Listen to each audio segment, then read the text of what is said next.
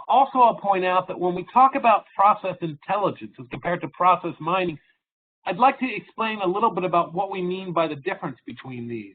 So with process mining tools, you might see displays such as in the upper left here, where we're looking at this schema display. The fundamental goal of process mining is to pull the data from all of these systems,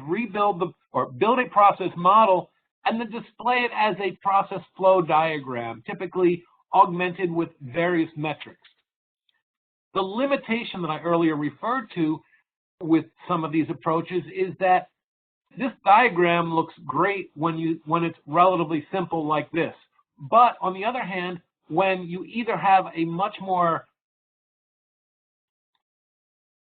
varied process flow, such as an ad hoc or manual process where people are making decisions, it's not automated,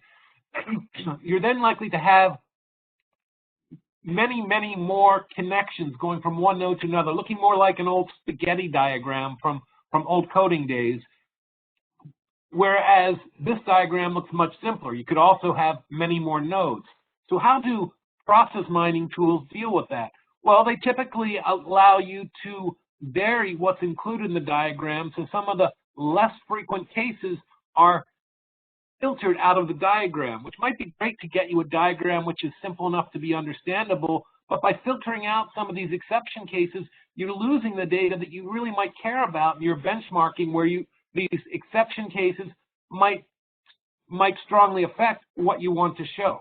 So when you go into process intelligence, you have a number of other tools. There are various other ways, and we'll take a look at some of these in more detail, that allow you to break down and see all of the different process paths and metrics for each. So you can see, when I follow this path, what do I get as far as the time it took or the cost, versus when I follow a different path, what are the results? There are also tools in process intelligence that would allow you to pick any two nodes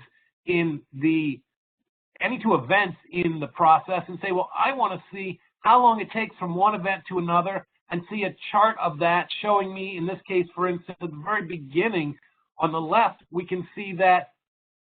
there's a large number of cases that run very quickly,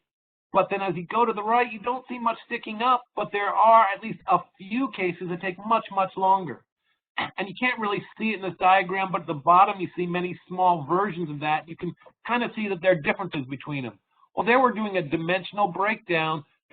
might be based on operator, for example, so that you can see not just how long it takes, but how long does it take by different dimensions, so that you can start to get some idea of root cause when you're using these kind of process intelligence tools. And a variety of other tools that we won't take the time to go into in depth, but you'll see some of these as we go through here.